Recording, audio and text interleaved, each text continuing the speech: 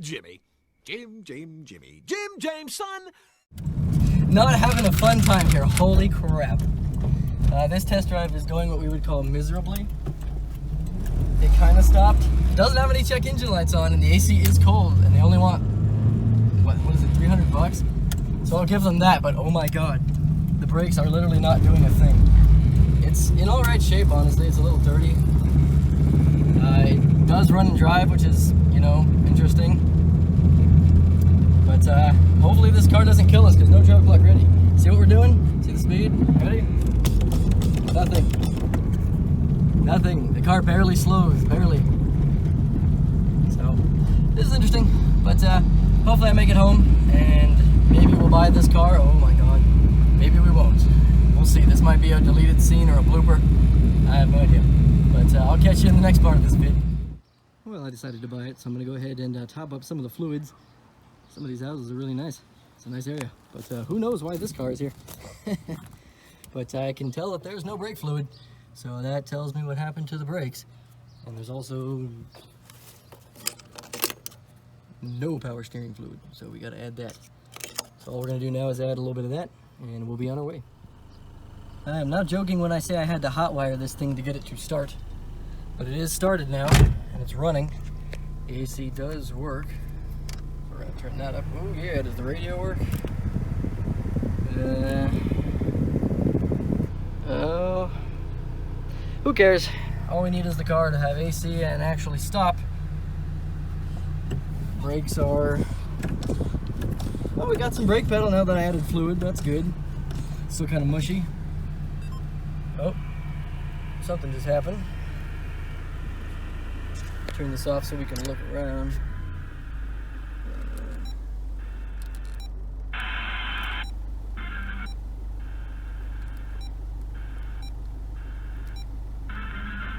We'll worry about that later, eh? Let's just get to driving. Off we go.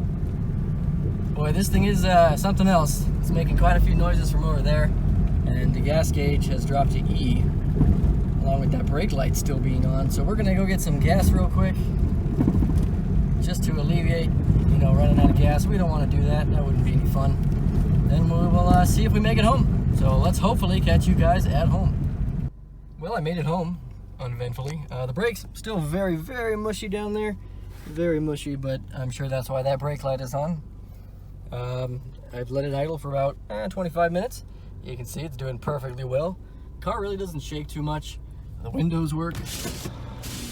This one makes a horrifying noise.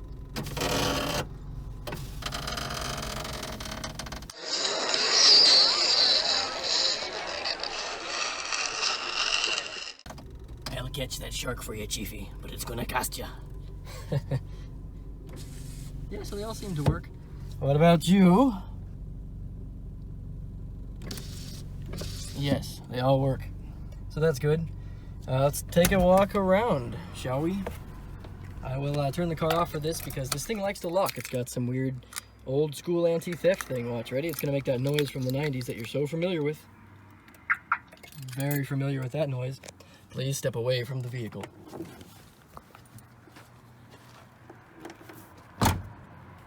There's me. This is my Aloha shirt. Yeah, my Aloha shirt. So there we go. There's the... Oops, I stepped on the cat food. Knew I was going to do that. There's the front view of it. Current registration. Big old chungus of a dent right here. Now this baby can fit so many clowns, I don't doubt. Smells like shit. Just locked itself. Well, what do you expect for the price that I got it for? We have not discussed the price yet. Are you ready? Are you ready for the summer? In this price range. It was $100. $100, and for very obvious reasons. You, and what the hell? But the air conditioning is ice cold. It does not overheat. It does have a current registration. It does have a clean title. And it does have a nice crack-free windshield. I want some crack! So, all of these things, regardless of its ugliness, make it a good candidate for a daily driver, especially at $100. Now, tires, they're all right. Yeah, I mean, they're okay, they're not great. Let's take a look at tires on this side. Oh yeah, bald. Bald. You, sir, are extremely bald. And this thing's just hanging out.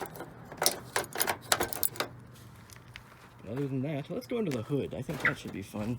Would you stop locking, you thing, you? What a nuisance.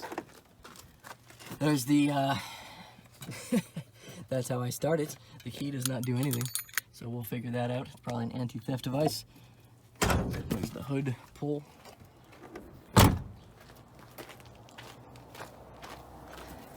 Let's see if I can even find this. There we go. Nissan twin cam, 16 valve. Leaks a little bit of the everything. It is holding brake fluid, but there's air in the system, so I've got to bleed the brake system. Could use a valve cover gasket. There's actually coolant in it, which is good. Power steering fluid that I added fixed the whine immediately. It's got that thing on there. Would you just... For the love of Christ. Anyway, that thing is kind of neat. No, don't grab that. Whoops. I did not. I was not trying to harm you. I own you. I own you. Oh, son of a... You know what? Just forget it. This is where we will end the walk around and we will begin the parts ordering process. It has a bruise, a rather nasty bruise. I will not be fixing that. I don't care. Whoever buys this is not buying it because it's a Georgia peach. They're buying it because they need something to go from A to B and occasionally C, but not very often. Well, let's go online and start ordering some parts. Time for a suspension test. Ready?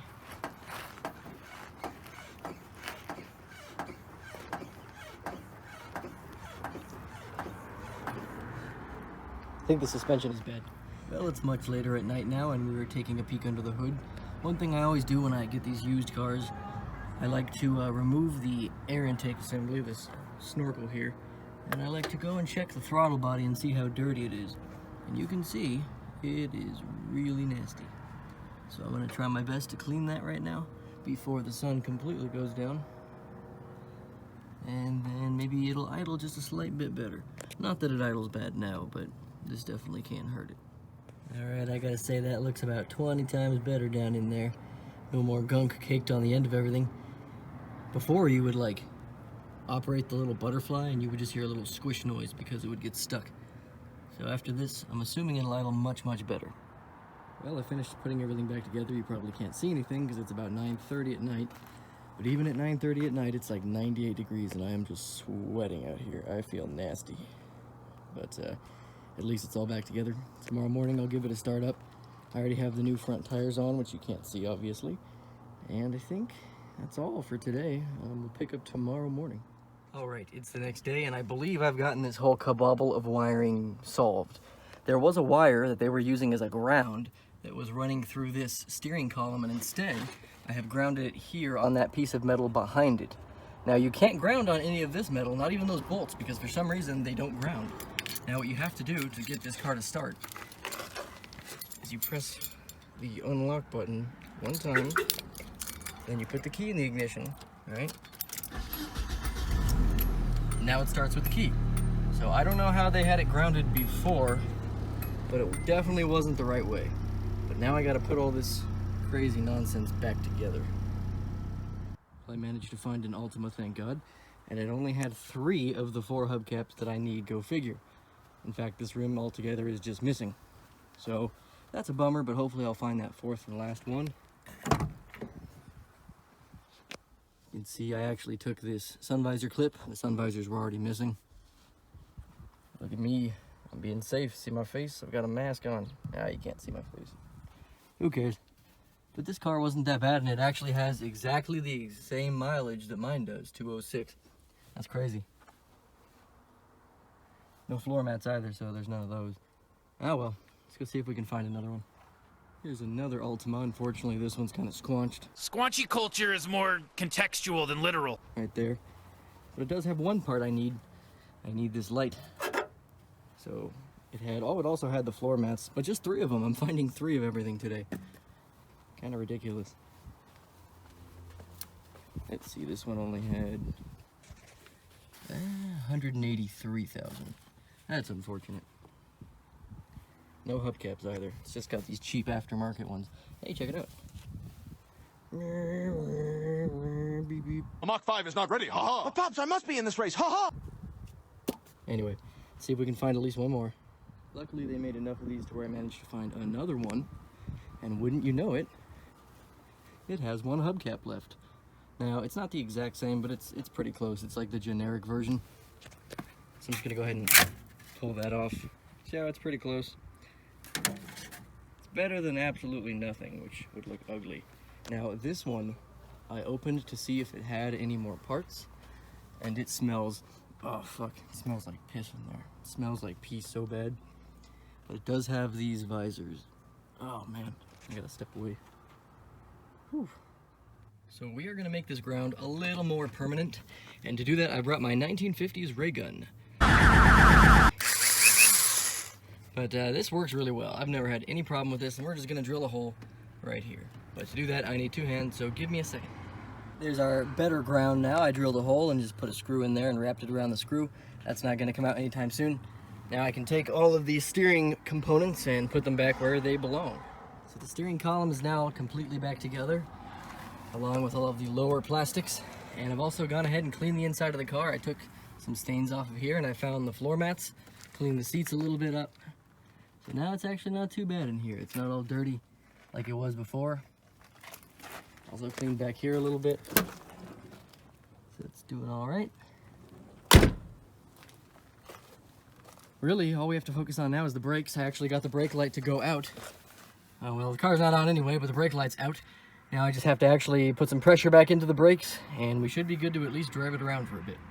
Now that the interior is looking a little bit better, our next course of action is this. This is an ozone machine, like an ozone generator by Zenny. And I bought this because if you buy used cars and sell them like I do, almost every used car smells like shit. Who knows why, they just do. This little magic machine was about 70 bucks. What you do is you turn it on and you turn it to hold and you leave it for about a night. So let's say between 12 and 15 hours, I'm probably gonna give it almost a full day. You roll up all the windows, shut the car up real good and let this baby rip. Now when you do turn it on, right, you have to get away from it as soon as you do and shut the door because this is hazardous to your health. This is poisonous, all right? It's bad for you. And once you actually do, well, I'll show you. Ready? Okay, so you turn it to hold like that. Wow, that already smells, oof. If you've never smelled ozone, I recommend you do just for 1 second. It smells like shit. So what we do now, shut the car door, just like that. There's a wire running all the way back to the house. All right. Oh. What happened to the kitties? They ran away. Anyway, the wire goes into the car. This stays in the car for, you know, a day. And after the car is filled up with the ozone, you have to roll the windows down the next day and leave them down for probably the entire day if you can, because you do not want any of that ozone left in there. It is harmful to your lungs and you do not want to breathe it in. So we're going to come back tomorrow after this process has completed, and hopefully the car does not smell like cigarettes and assholes. Alright, well I gave the car about 24 hours to just sit there and absorb the ozone, and now, when you go inside, you don't smell cigarettes anymore. Oops, I just smacked my own camera. That's okay, you can't even see my screen, but I smashed the entire front screen yesterday somehow. You know, Apple, I've done this to so many iPhones, I have broken like at least a dozen of them in the last 5 years. But that's alright, whatever. It'll just mean upgraded camera, right? Anyway, smells fine in here now. Doesn't smell like cigarettes at all. I'm actually kind of surprised. I mean, it kind of smells like it just rained and a mixture of like maybe somebody smoked a cigarette in here once. But compared to how it smelled before, which was the smoking of 800,000 cigarettes, I can deal with it. Now, I have gone ahead and I have fixed as much of this dent as I can, all right? It's not great, but the line lines up now, and I've pulled that, how much it was shoved in, I pulled it out. So now the door doesn't catch on anything and it doesn't click. So our last sort of thing we have to do is check the brakes. We're gonna see if it really needs a master cylinder like it says it does, or if it's being low on fluid, put air on the lines. So I'm gonna bleed the braking system later in the day And if that doesn't work, then we'll go get a master cylinder.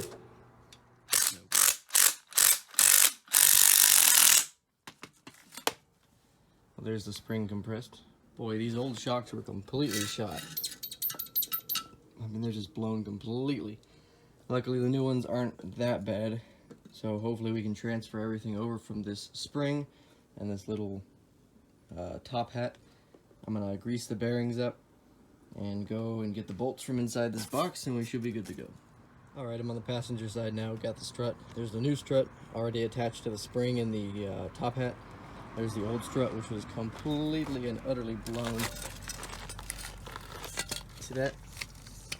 It's just completely and utterly destroyed. It's just gone. So I've got this new one. It's about to go back in.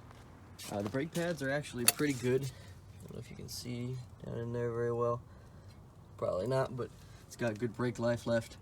I do need to take a look at the Bar Bushings because they're a little bit nasty over there. But this is a nice cheap car, like I was saying. We're just gonna do the things that are the very most important to make it ride perfect. Or at least as perfect as a car like this can. So I'm gonna go ahead and stuff this back up in there, and I'll come back to you when I'm done. All right, well, the new strut is back on. I decided to use the old top hat, this bearing again, because it's not cracking or anything like that, so it can go back on.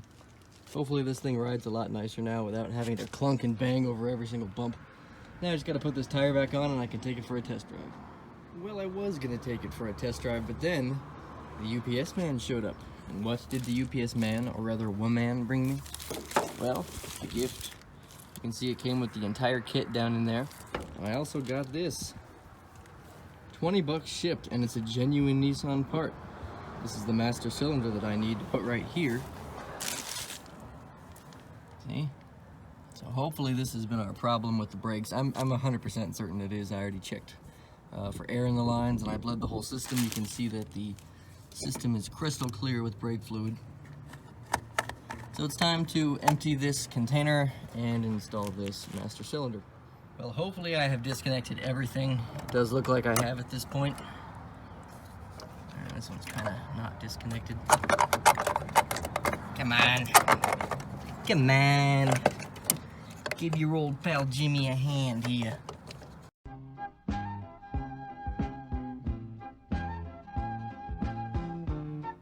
It's about 9:30 at night, and I am continuing to bleed the brakes. Unfortunately, I couldn't do it during the day, and I had some customers bring me their cars.